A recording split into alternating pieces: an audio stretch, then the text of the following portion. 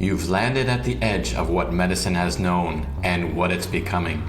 I'm Dr. Richard Rocker, and this is the Integrative Continuum, a podcast bridging biology, energy, and human potential. In each episode, we explore how quantum biology, frequency medicine, and ancient healing systems are transforming our understanding of health. This is where mitochondria meet meaning and blood work meets bioenergetics. Subscribe now and join me on the frontier of integrative healing, where science and soul are no longer separate.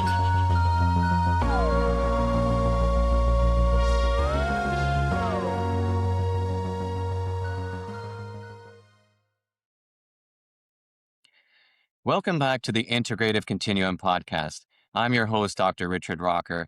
As always, I stand by the truth as I know it and as I learn it. The purpose of this podcast is to explore health, medicine, science, and human potential with an open mind, while always trying to stay grounded in mechanisms, clinical experience, and meaningful conversation. Today, I'm delighted to be joined by Dr. Barbara Barrett. Dr. Barrett is a doctor and PhD in natural medicine, researcher, educator, and specialist in longevity, healthy aging, and nutritional biochemistry, with a particular focus on vitamin D, vitamin K2, and their role in chronic disease prevention. She has a background in holistic health sciences and advanced postgraduate training in natural medicine, with doctoral work exploring areas such as the microbiome, chronic disease mechanisms, and integrative health strategies. Dr. Barrett is recognized for her ability to translate complex biochemical and nutritional science into practical, clinically relevant strategies that can support better long-term health outcomes. She is also a formulator and educator, contributing to targeted nutritional protocols aimed at supporting metabolic health, immune resilience, and healthy aging. In today's conversation, we'll be diving into the fascinating world of fat-soluble vitamins, especially D3 and vitamin K2, and how these nutrients influence calcium metabolism, cardiovascular health, bone integrity, neurological protection, immune regulation, and chronic disease risk. One of the key ideas we'd like to explore is that vitamin D may be better understood not simply as a vitamin, but as a hormone-like regulator that influences thousands of genes and many of the biological processes connected to aging, inflammation, immunity, and resilience. This is especially relevant here in Ireland and other northern climates where limited sunlight exposure can significantly impact vitamin D status across the population. So today we're going to unpack what people need to understand about vitamin D, vitamin K2, testing, supplementation, safety, deficiency, and the broader role these nutrients may play in the long-term health. So Dr. Barbara Barrett, welcome to the Integrative Continuum. Hello, Doc Rock. So nice to be here. Thank you. And thank you for that lovely introduction. Boy, have we got a lot to cover. We do. It's vitamin D is, I think it's a very controversial topic. When you listen out there, you hear some people going, vitamin D is great, and some say it's no, you shouldn't take it, and you're going to end up with this problem and that problem. And then the others are saying, well, you should only get it from the sun. So I'd like to clarify that for people because I'm sure they're in the same boat. So, okay. So vitamin D is one of the most widely recommended nutrients, but also one of the most debated, like we just said. So why do you think something so commonly discussed is so poorly understood? I think it's because of the confusion even in the medical world that it is considered necessary, but there is a fear as well when it comes to vitamin D, and that's a lack of knowledge. Am I going to have too much? Can I take a supplement? Is it going to do anything for me? Is it going to harm me? So I think it's misunderstood because of lack of knowledge. Yeah. And it's often treated like a basic supplement, but it's a little bit more complex than that, isn't it?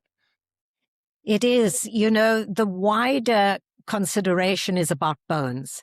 And we're aware of that because for many, many years, we've known that lack of vitamin D can become a problem for bones. But then we know on the sideline, a snippet, or the greater public and even some medical professionals about the fact that it's going to increase your calcium intake.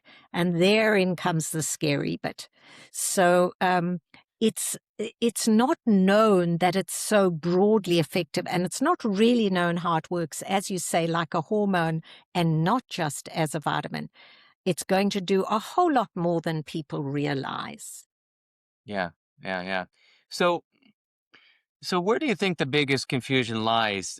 Testing, dosage, toxicity, sunlight exposures, or the cofactors like K2, magnesium, or the fact that we can even still call it a vitamin?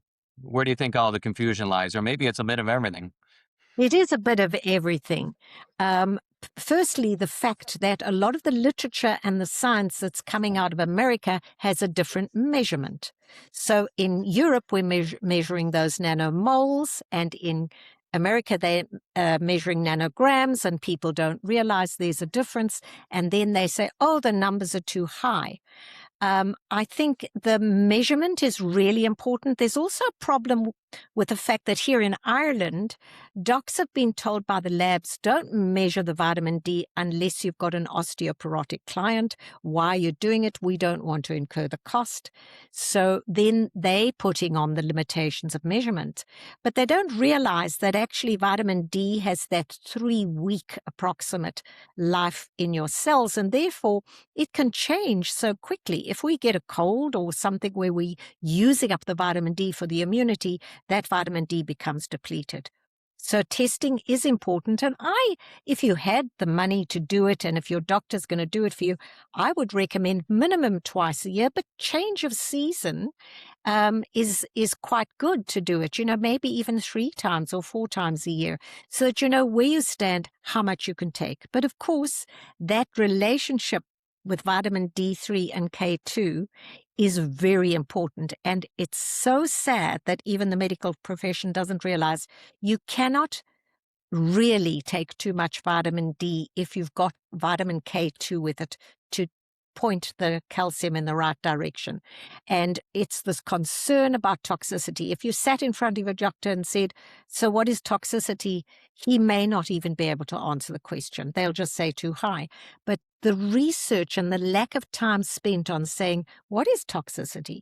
Well, toxicity is possibly the fact that you're going to get a high calcium into your bloodstream. Does that matter if, one, it's the right calcium, and two, if the bloodstream is sufficiently loaded with vitamin K2? No, it doesn't matter, because K2 is going to say, don't let it sit in the arteries, take it to the bones. Then we have strong bones. The K2 is required also for the knitting of the calcium onto the bones.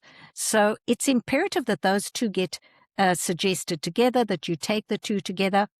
And you can even, in the summertime when you're exposed to a lot of sun, take extra K2 or take K2 on its own. If you're out on the beach and you're not one who puts factor 50 on, you're going to make some vitamin D3 sufficient. Yes, you are, absolutely. You still want to take your K2, especially if you're an active person, because the body demands the K2 regularly for a lot of other reasons besides the bones and the heart and the blood vessels. Yeah, yeah, absolutely. I think I think the important thing for people to understand is that every nutrient doesn't work by itself. It has a synergistic counterpart. And I think this is what's not being discussed. So, yeah, if somebody took high levels of vitamin D by itself, could there be some calcification? Probably, there probably could. But like you said, mixed with the K2, it helps it to get in to the cell, convert properly. And I think also we look at vitamin A as an important component in that as well. And again, well, people go, well, I just eat my carrots. And I'm going, well, that's not really vitamin A. That's more beta carotene. And your body is not really good at converting beta carotene. So we have to look at vitamin E in a retinol form, which automatically means it's coming from animal based fats. So right away, then you bring in the whole diet debacle, and people are getting their hair up in a frizzy, right? Yeah, absolutely.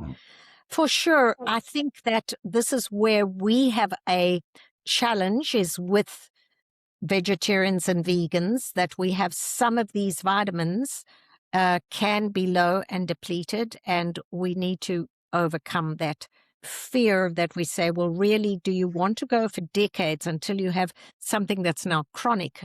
And we have a problem. So you're absolutely right. The fat-soluble vitamins work synergistically. And vitamin A in that form is really important for so many things as well. So when we get back to vitamin D acting as a hormone, not just a vitamin, partly that's because vitamin D can get into the cells no problem through the VDR receptor, as we know. It's going into the cell through the cellular membrane. Cellular membrane being a double lipid layer gets in. But once it's in there, it cannot get into the nucleus, into the genes, to go for vitamin D to say, well, now I want to have these vitamin D response elements. You and I know this. I don't know if we're talking to professionals or to just clients here, but it's important. A mix of both. It's a mix of both, right? So it's important to explain both. Vitamin D will not get into the nucleus without vitamin A. They act as, it's what they call a heterodimer.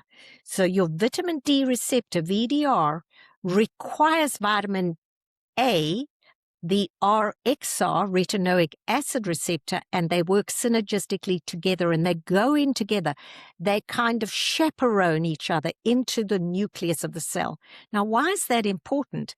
That's because that is where vitamin D acts as that hormone, and it's not just a cofactor for enzymatic processes. It acts as a hormone to turn on and off the correct genes, and there are thousands of them, but a lot of what's important here for us is the immune genes. And so you need both together.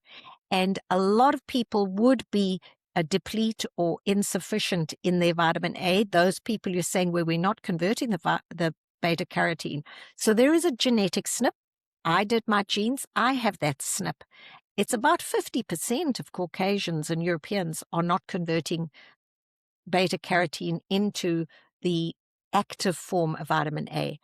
And vitamin A is really important for the eye, retinoic acid for the retina, for the skin, and for immunity. And it acts together in the bones as well. It actually helps vitamin D in the bones. And when you're making your osteoblasts, you need vitamin D, vitamin K, and vitamin A.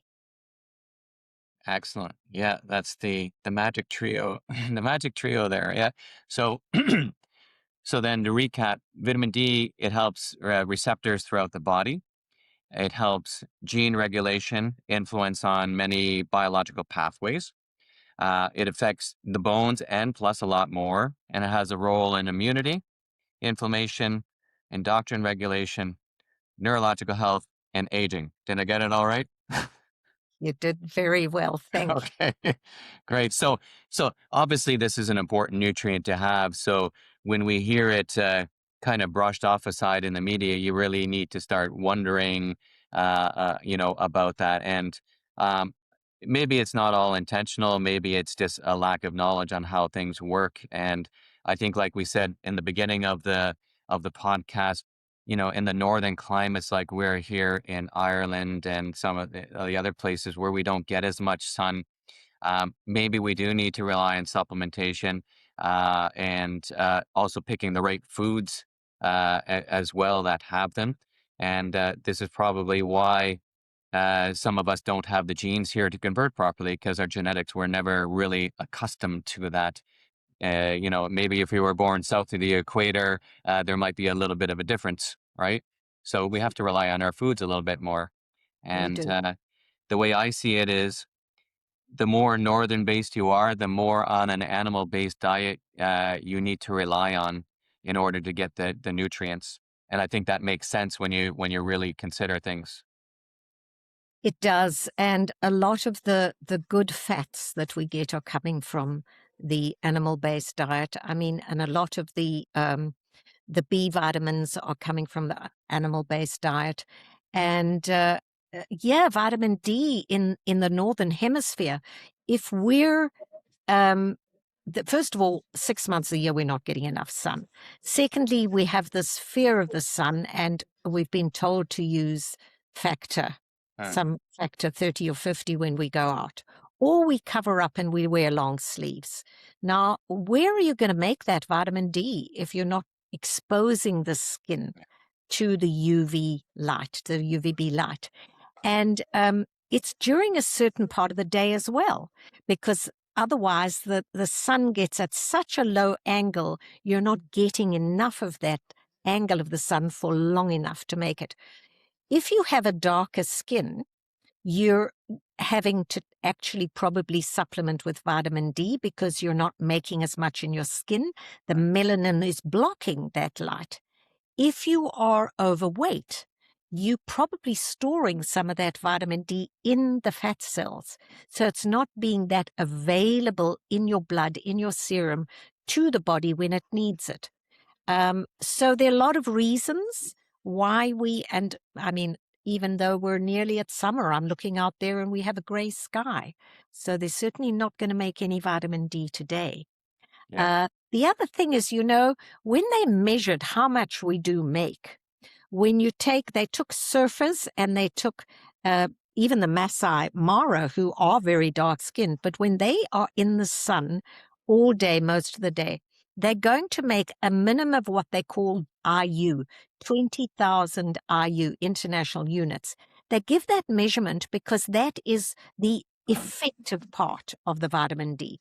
So they're going to make that 20,000. Then naturally the body's going to say, you've made enough for today, stop. Now we get given this limit by the regulators that, like up until last year or the year before in Europe, it was 4,000 IU. Now they've said we're only allowed to put 3,000 IU into a supplement because we're expecting you taking 1,000 from your diet. Well, that isn't always true. Yeah. Who's eating those eggs? Who's eating the fish livers and things like that where you might be getting it? Absolutely, especially especially in the mainstream when those foods seem to be demonized all the time, right? Yeah, get it from your diet, but don't eat these where it's already in, and it's a little bit of a catch-22 there. Um, so yeah, um, I think the light is definitely important, and I think now in the modern days we're surrounded by so much more artificial light as well. We got LED lights everywhere. We're on our phones, we're in our computers all the time, and everybody has the bigger and bigger giant TV screen in the house, and we're just bombarded. And I think that must have the opposite effect on us. It obviously doesn't have a positive effect on us. Certainly, and we do know that from a mood perspective, that if you're going to have the light that's going to be artificial, your mood is going to go down. So that wonderful thing about get up in the morning and try and face the rising sunlight and getting it in your eyes, first of all, that's going to raise your mood and start triggering your circadian rhythm, which is then going to get the body ready to when the sun comes higher in the sky, that we can then absorb the UVB and convert that very important cholesterol in the skin to our vitamin D. And that's what we would call a prohormone because it precedes the active form. So I don't know if this is a good time to talk about that pathway. Sure. So it does take those 3 steps. First of all, has to be made in the skin. We've heard all the reasons why we're not always making enough in the skin. Then that goes to the liver and that gets converted to a kind of a storage form of vitamin D. And that storage form, that middle vitamin D, it just happens to be 25-hydroxy, but that is the one that we measure when we do a test. We're saying this is how much you've got in storage available to you to convert to the active form.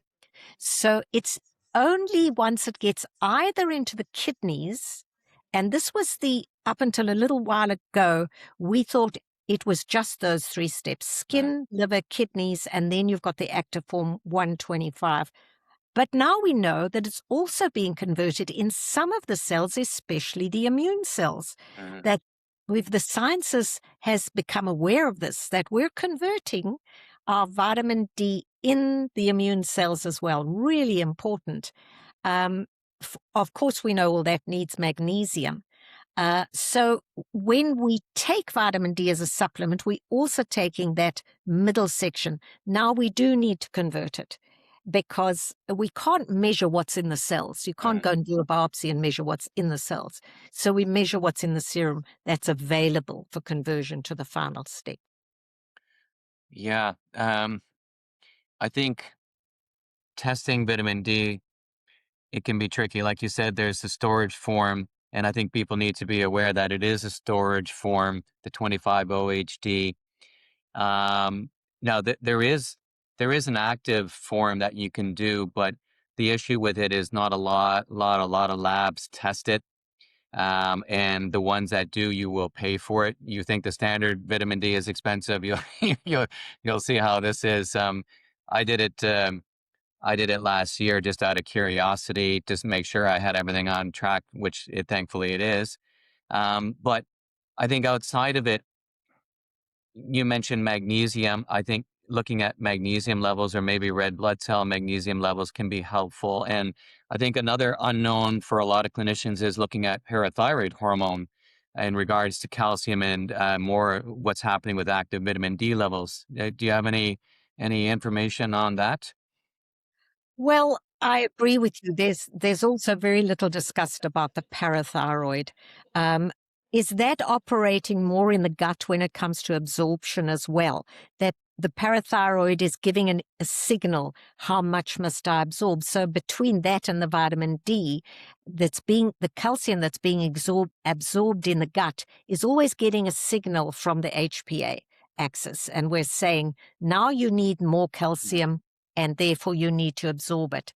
And then that conversion is really important, as you say. And some people have SNPs in the VDR receptors, in the conversion, in that sort of way. And that's why the testing's really um, a large part of being confident that you have enough vitamin D for all those reasons. And that calcium story, we also know that it's the calcium that's flowing in the blood. If you do that calcium score, you know it should be very, very low. Why? Because it shouldn't be sitting around in the blood vessels. Yeah. It should be going to the bones, or the kidneys will be taking care of it. Yeah, absolutely. And when I look at bloods, at least for myself, anyways, when I look at minerals on a blood test, and if I see they're elevated on there, my thought process is, well, it's not that you have too much. I'm going, well, if the minerals are should be intracellular, then my question is, well, why is that not going inside of the cell? And then again, we have to look at absorption factors. Do we have the right cofactors along with it to absorb properly? Or maybe the liver, you have a fatty liver and you can't convert and store your nutrients properly. Or maybe your digestive system, maybe you're not producing enough enzymes or hydrochloric acid in that. So I think it's not always a simple answer, is it? It certainly isn't. And you know what I'm finding, and I'm sure you are too, Richard, there are a lot of people who are on an antibiotic every 6 months. Mm, And therefore, if, and I have clients, and I'm sure you do have too, whose gut is totally compromised because of this constant antibiotics. And that just seems to have become part of life now. Instead of helping the body to build up the immunity and build up your own sources of immunity, we wipe the immunity out. We wipe out the gut microbes because they want a quick fix. And, oh, I had to have an antibiotic because it went on for 3 days.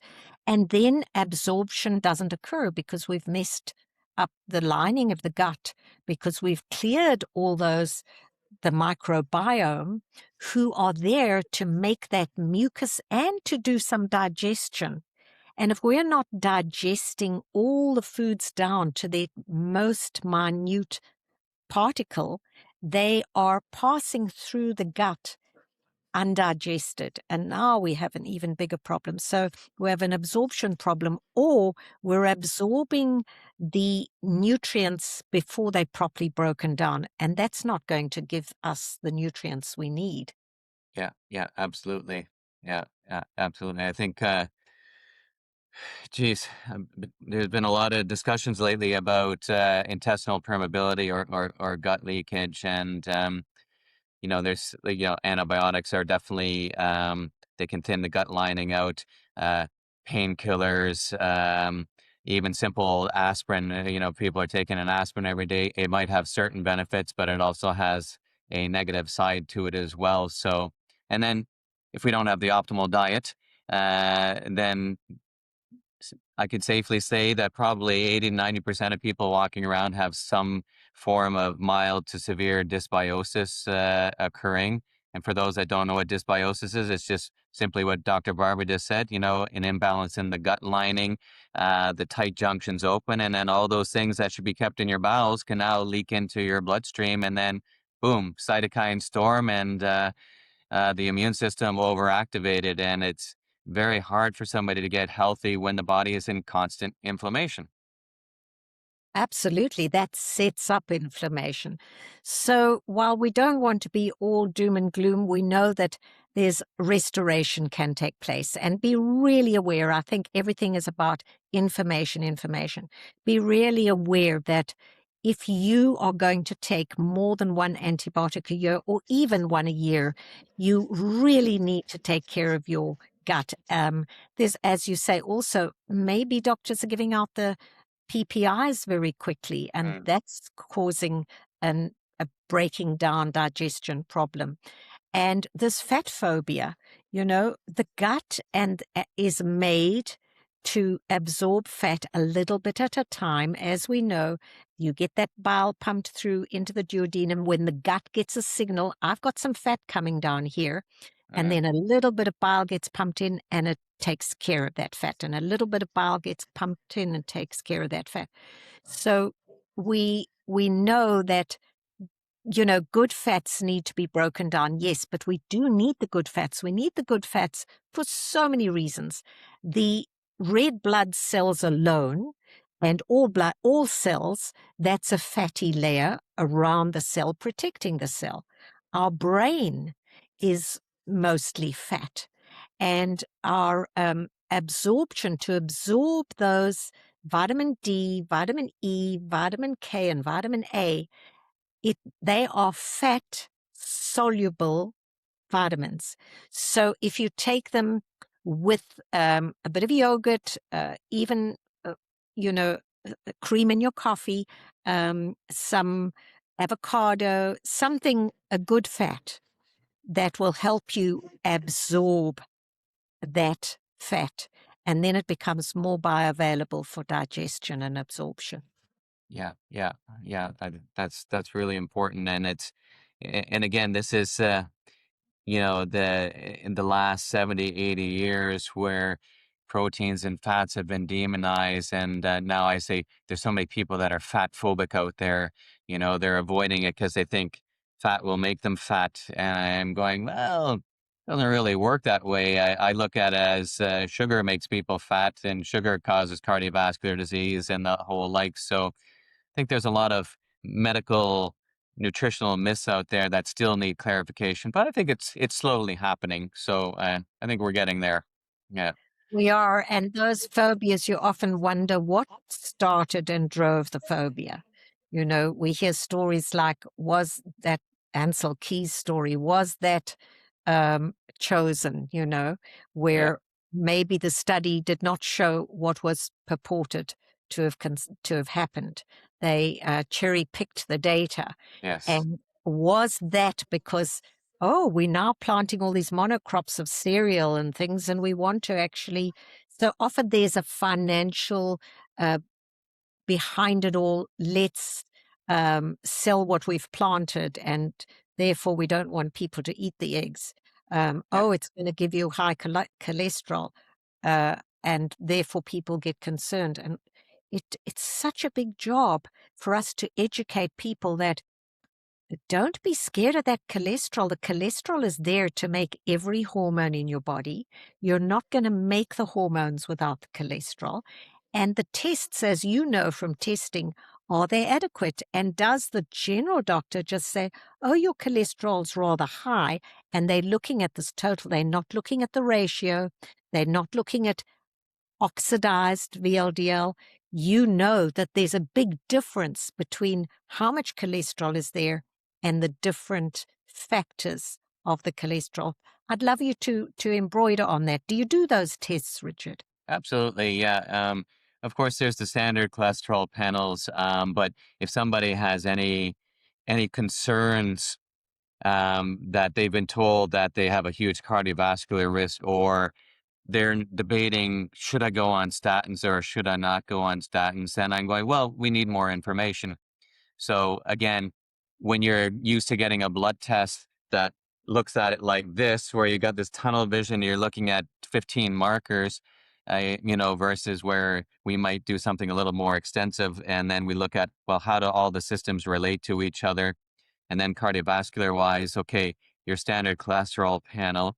Then I'm going to go, well, what else is going to happen there? I could look at, like you said, VLDL. I could look at apolipoprotein B and A1 for oxidized fat.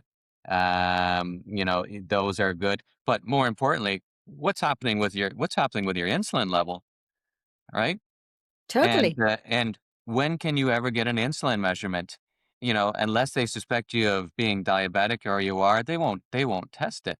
And then you have to go on your own and find it yourself. And this is more of a predictor marker for me. And the interesting thing I found clinically is people that have raised insulin, they also have raised triglycerides. So I don't look at it as the LDL as the bad fat. I look at it as the triglycerides, because the insulin goes up, the triglyceride goes up. Insulin goes down, the triglyceride goes down. So is it the fat or is it the sugar? Correct. And once we started lowering our fat intake, we started eating more carbohydrates. The carbohydrates we started eating more simple carbohydrates with convenience. And now we're just driving up the glucose levels. We're starting to get insulin resistance because the cells are saying, you're taking in more than I need. Yeah, absolutely. Yeah. So, okay. So we talked about autoimmune conditions. So should vitamin D be viewed as a primary treatment, a supportive factor, or more of a terrain marker that tells us something about immune regulation? Yeah, very good question. I think that, we can't say primary unless we know that's the primary Uh, cause of what's going on. So, but at the same time, I do believe we all are short of vitamin D. And until it's not going to harm us as much as the literature says, or the doctors that you might go to and say, be careful of taking too much vitamin D. It's not going to, they, in fact, are giving you in a drug like 40,000 at a time, yeah. but we're kind of as a supplement only able to give the 3,000. I say I would treat everybody, take your vitamin D, unless you're going on that sun holiday and you're exposed. You don't need to do it then. If you're out walking, cycling, swimming with no cofactor, I think you take it all the time. So I think I suggest people supplement it all the time except in the summer. And yeah, of course it's a treatment for osteoporosis. Of course it's a treatment for immunity. The minute I start feeling that tickle in my throat, I'm going to take vitamin D, vitamin C, zinc, the things that I know are going to boost my immunity. Uh, And vitamin D has to be in there primarily. yeah. Yeah. Absolutely. Yeah. Yeah. So yeah, it's in so many different systems: bones, the muscles, immunity, inflammation, even how fragile somebody is. And what just came to mind is the big buzzword these days seems to be longevity and anti-aging. So what role do you think it plays in aging well? Well, we've got this recent wonderful research that shows that the status of your vitamin D, if you regularly have high vitamin D, your telomeres are longer. That Uh, was wonderful to discover that. yeah. So the telomeres, for people who don't know, are those little caps. They sort of sometimes refer to them almost like shoelaces. at the end of the chromosomes. And every time that cell divides, those caps get a little smaller and a little smaller. And once they perish, they can't protect the genome. So that cell would die. So that's one role. But secondly, we do know that the major primary cause of death is cardiovascular disease. Yeah. So for me, it's more the vitamin K2 playing that role. So if we want to lower the incidence of cardiovascular disease, we absolutely need to take vitamin K2. We're not getting it in our diets at all. The modern diet does not have enough fermented food, Yeah. and we're not having enough maybe good fats and the fermented foods, for example, the primary most vitamin K2 you can get is from fermented soybean, or what is often used in the supplements as fermented chickpea. So it's a fermentation process that makes it. So that's a bacterial process that's making it. So from a longevity point of view, my estimation is vitamin K2 is absolutely imperative because it's going to guard against that cardiovascular disease. It's going to guard against what are people getting? They're getting stents for damage in their arteries, or they're getting replaced valves for calcified valves. And that's because the vitamin K2 is not in the diet. We just don't have enough. So for me, without a doubt, vitamin K2 is a daily, it's important to take it daily. It's ubiquitous. We have to take it. Yeah. So when you mentioned from soybeans, now there's going to be some people out there going to go, I'm not taking soybeans because they're going to raise my estrogen levels, or they have these very isoflavones that are going to harm me in some way. What would your comment be about that? Okay, so most of the supplements are not from the soybeans; they're from the chickpeas. Right. But the situation is that yes, soybean is the highest GMO crop, so we do want to kind of avoid that. Just like you do want to avoid those vegetable fats, the canola oils and things, because they're also very highly GMO. But the minute something is fermented, it's incredible how much more valuable it is. It's like fermented cheeses, your Emmentaler and your Goudas and those kind of cheeses.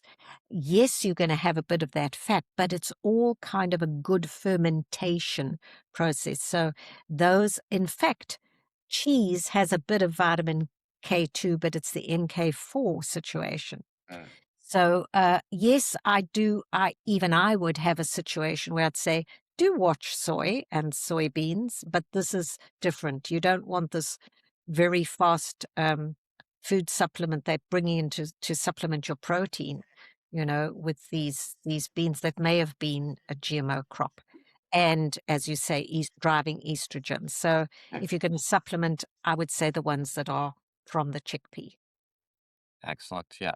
And another plus for fermented foods. And I think we have to realize that as human beings, we can't digest anything and everything. I think we like to think we can, but we can't. And one way that we can get some value out of the food is through fermentation. Yeah, Very absolutely. much so. Those lectins that come in the bean family, whether you're talking about your peas, beans, they are very difficult to digest. A lot of people cannot digest them, Yeah, and we get gut problems. And that is where it's a little bit of a situation for vegans and vegetarians. When you're going to be having your curries and that sort of thing. If you're using a lot of the beans and lentils and things like that, they're not that easily digested if you don't pre-soak them or if they're not fermented. yeah, absolutely. I think traditionally, I think they were soaked for a couple days, soaked and rinsed, and like I seen my mother, my grandmother do, they always used a pressure cooker. And that pressure cooker put a certain amount of pressure on there, which helped to break down at least some of the lectins in there. We can find that in some of the research studies. So, but I think the problem is in this day and age, we want everything so quick and fast. Everything now, and we don't take the time to prepare our foods. And fermenting and pressure cooking, that takes time. You might be doing it for hours or maybe even sometimes for days. And this has gotten us into nothing but trouble. For sure. And it's exactly the same with the gluten. When we have the sourdough that's fermented for 72 hours, that's taken a lot of the digestion. It's taking care of a lot of the digestion, breaking down the gluten sufficient that you get less irritation unless you're actually a celiac from birth with, all copies of the celiac gene. But if you have, like, m- I am one of those who only discovered in adulthood that I was a celiac, and that is because I started getting gut problems. Gut problems, I had them when I was a child, but you put it down to all sorts of other things.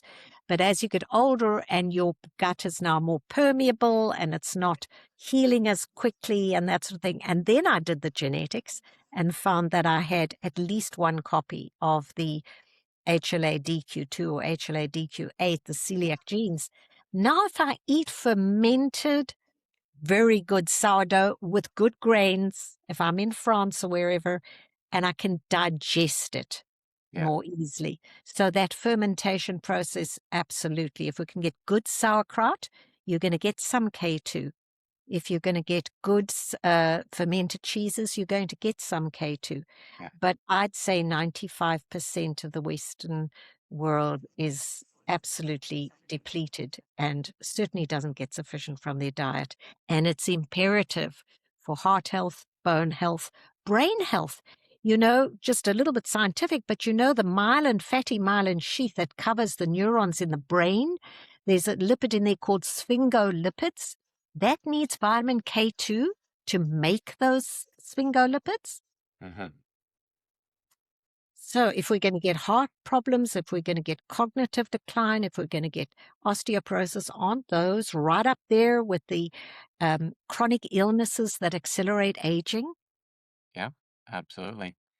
And we can see that the modern lifestyle does not really benefit us in any shape or form, does it? No, Yeah. not at all. We run faster. We want everything quicker. Those our mothers used to put love into the cooking. Yes. And, so we got that as well. I mean, you and I know about the energy as well that goes into it, the love Yeah. and care, the growing it at home, the, you know, everything that was done with food 2 or 3 decades ago made it more nutrient dense and just satisfied and gave us good bones, good immunity, did everything for us, even if you had some of those carbohydrates. But I remember my mother would say, 3 different colors on your plate at least. uh You know, now we have the young people running out and getting pasta and noodles and pasta and noodles and pasta, and that's a daily thing. Now, where are your leafy greens? Where are your orange vegetables? If you're going to have orange, red, yellow, eat the rainbow, like Dr. Munich says. She's wonderful about the rainbow diet, eating Yeah. the rainbow. And if you do that, you're going to get certainly your vitamin K1. So we do need to teach people about the difference. A decade or two ago, even the pharmacists, if I said to somebody, can you take your vitamin K2? It's going to help you not get calcified arteries. The pharmacists would say, oh, no, you can't do that because you're on a blood thinner.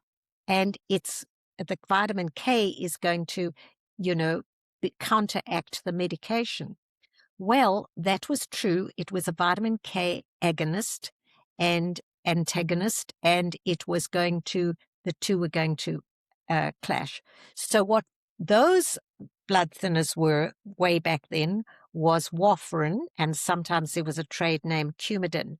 uh And they couldn't admit it, but people were getting arteries and blood vessels bleeding because of the warfarin, because it blocked the vitamin K2. So the wall of the veins and the arteries become more stiff. And when they become more stiff, they start to bleed and crack and open. And now you're going to get plaque forming there to help heal and seal. And now the people with high dose Coumadin and warfarin ended up with calcified arteries. And that's because they didn't have enough vitamin K1. But K1 is from the green leafy vegetables. Vitamin K2 doesn't work with the blood clotting in the liver. It goes to the peripheral um, uh, vessel, peripheral tissues in the body. It works outside of the liver. So there's both a little bit of calcium involved there, but there's all these proteins that need vitamin K2. So we know with that calcified arteries, there's only one thing. There's no drug, there's no other food that's going to stop the arteries from calcifying except vitamin K2. So that's like really important that we know that there is a difference. Nowadays, the blood thinners are no longer based on that warfarin or Coumadin, which was rat poison. Yeah. And if we think about it, that's how the rats died. It made the arteries bleed.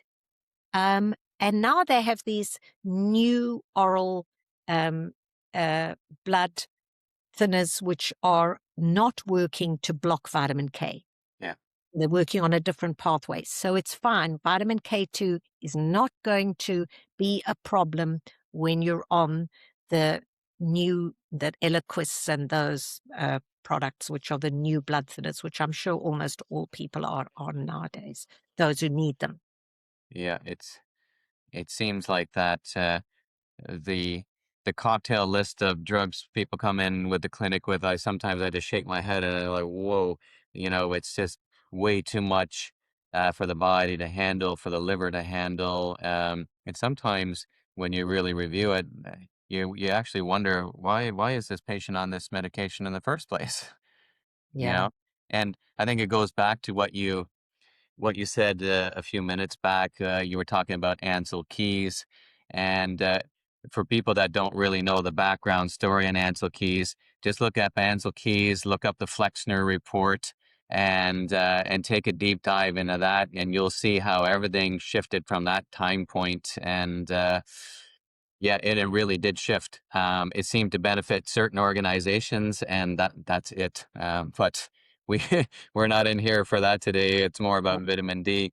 I also want to comment. You talked about fermented foods, and I think it's also to differentiate for people that there are some foods out there that are fermented, but yet they're also pasteurized as well, and that could potentially change the nutritional value of that.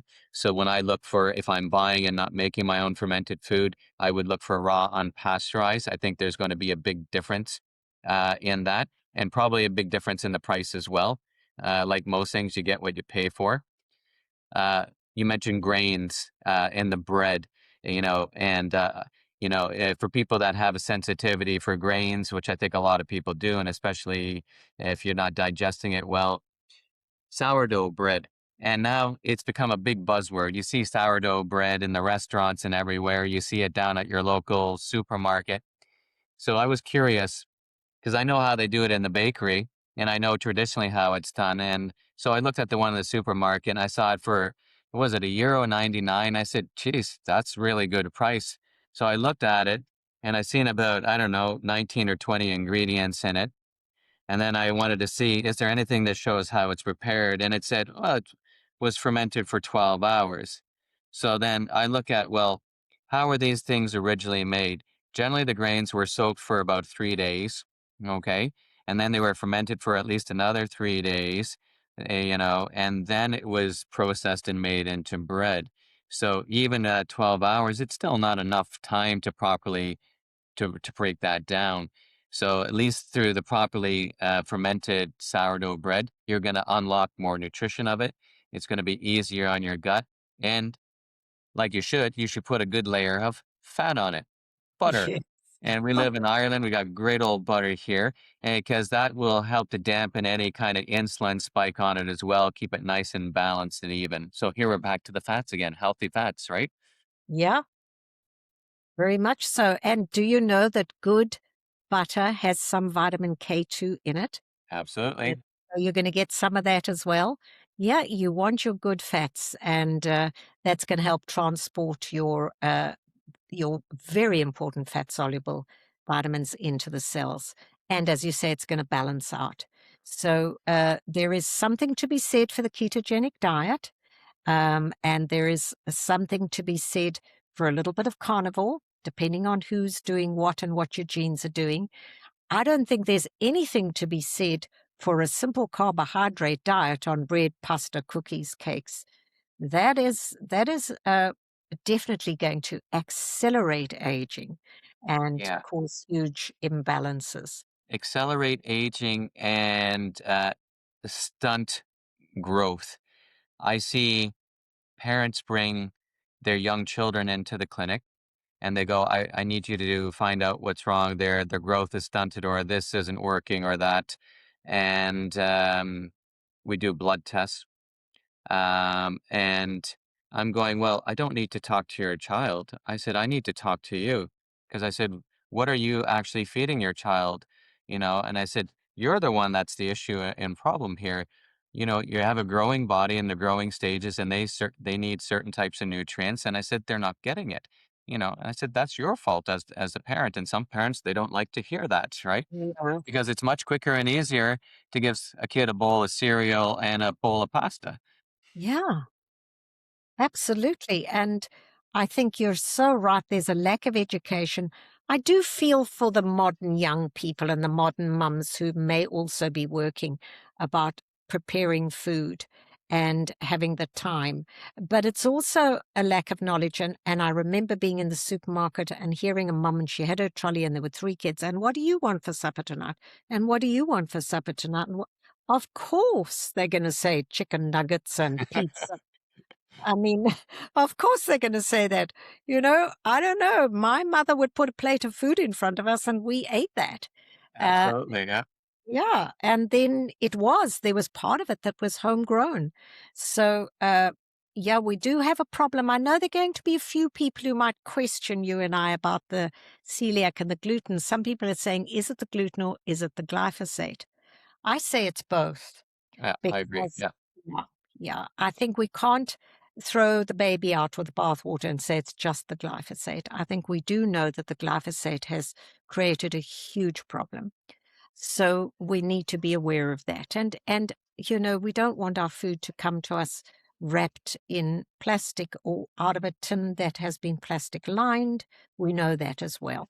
So whole good food, and if we can do the fermented, and that lifestyle is so important, getting out into the sun and getting that sunlight. There's also that thing about is when we talk about cancer and melanoma, isn't it strange that so often the melanoma is starting on a part of the body that wasn't exposed to Yeah. the sunlight? Yeah. We're aware of that. You and I are aware of that, but they're saying, you know, yes, the sun can accelerate. If you have burning, it can accelerate that for sure. We're not Yeah. denying.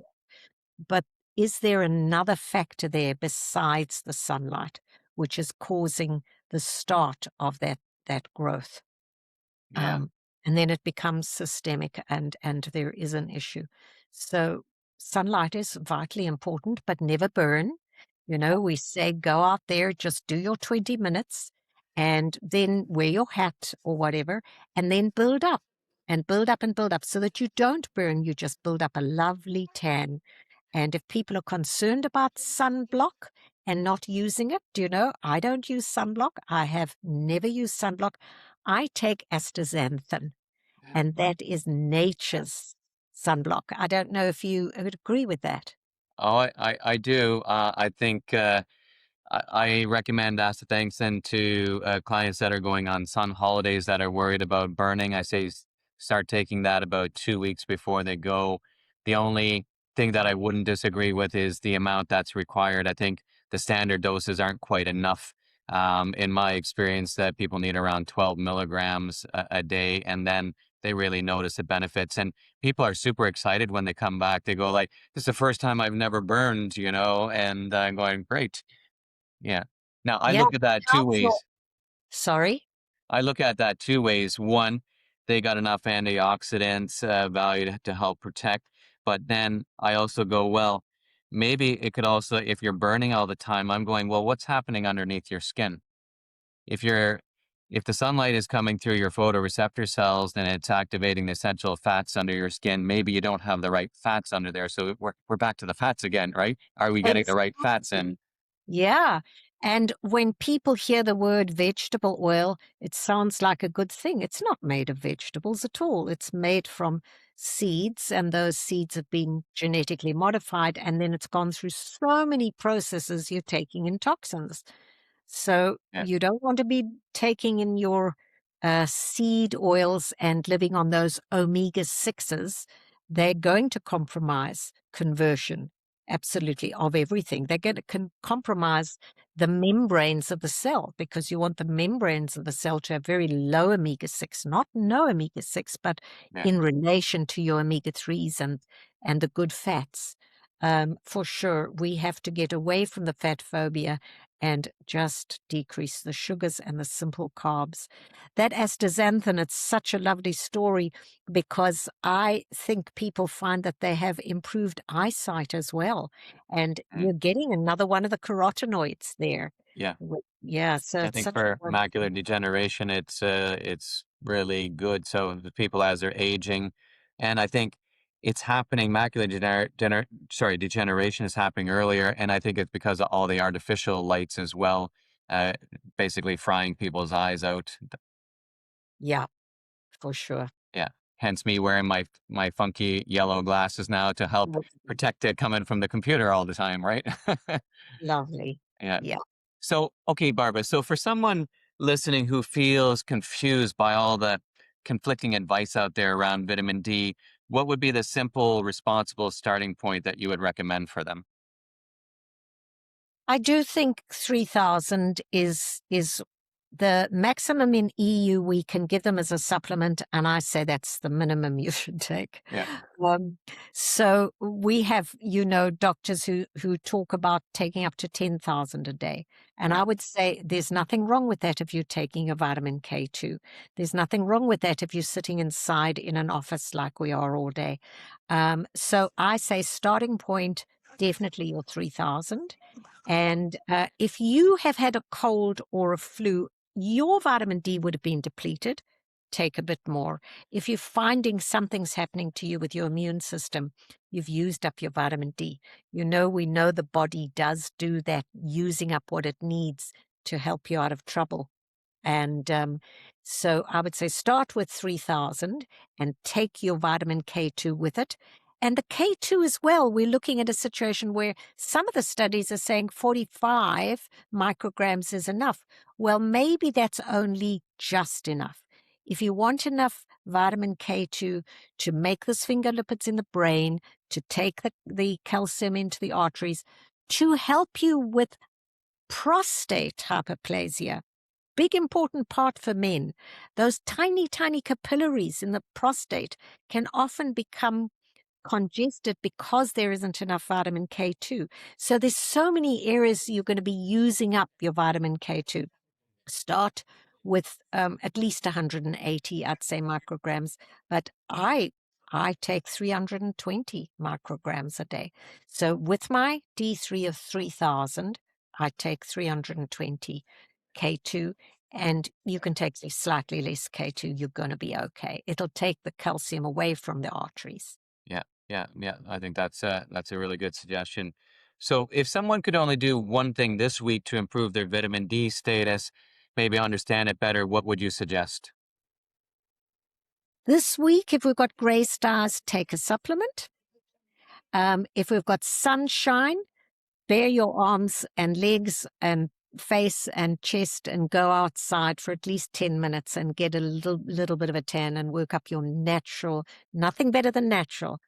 Yeah. And otherwise, uh, nothing wrong with a little bit of liver or a little bit of fish oil or something like that. Excellent. Yeah, I'm a big fan of recommending liver, and I get a lot of I get a lot of strange faces when I when I say that, but it is probably on the land is probably the most nutritionally dense food that you could consume would be liver.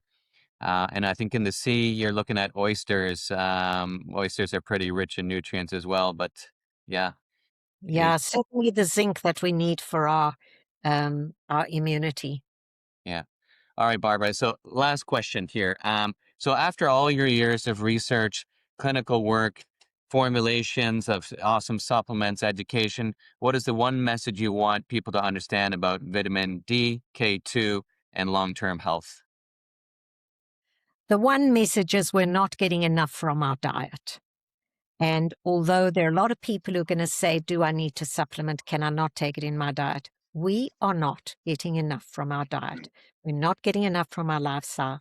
I say we have to focus on daily intake of these vitally important fat-soluble vitamins. We do need to supplement, and we need to be aware of that.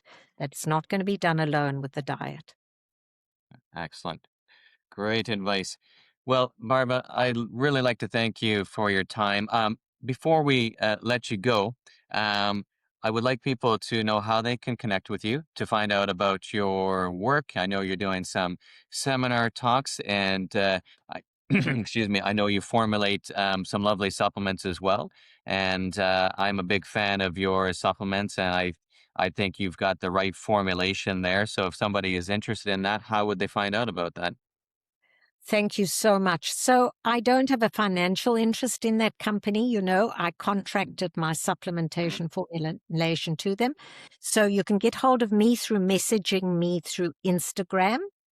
And you can, if you need to get hold of those vitamins, you can certainly get hold of me and I can get them to you.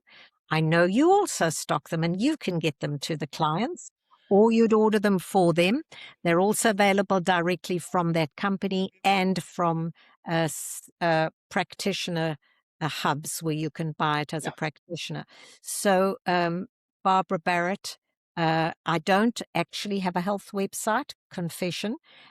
So through Instagram is probably the best way, or LinkedIn. And there are wonderful messaging systems on both of those social media, so you can get hold of me through that. Absolutely. And we'll put that in the show notes for people too, so they can just click on that, and that will make it a little bit easier as well. Thank Okay. you. Great. Well, Barbara, I really like to thank you for your time. It's been it was a great conversation. I'm very happy that we finally got to do this talk, and maybe we'll have a part two down the road sometime. Absolutely. Thank you. Thank you, Richard. And I have no problem if you want to put my email address in the show notes too, if anybody has any out Okay. of this talk, some queries or questions. I'd be happy to answer them. So thank you so much for the chat and for inviting me on to this beautiful podcast. And I know that you're doing a great job and people are benefiting from it. Well, thank you, and thank you to our listeners as well for tuning in. And like always, please like, share, subscribe. This is how we get the word out there in this day and age. And share it to somebody that benefits. Subscribe to the channel because we have great guests coming on all the time, and it's a great way to get all the health information you need right, literally at your fingertips. So, wishing everybody a good day, and until the next time, all the best and good health. Thank you for joining me on the Integrative Continuum. I hope today's conversation gave you new insights and practical tools for your own health journey. If you enjoyed this episode, please subscribe, share it with someone who would benefit, and leave us a review. It helps us spread this message further. Until next time, I'm Dr. Richard Rocker. Stay curious, stay empowered, and keep moving forward on your path to integrative health.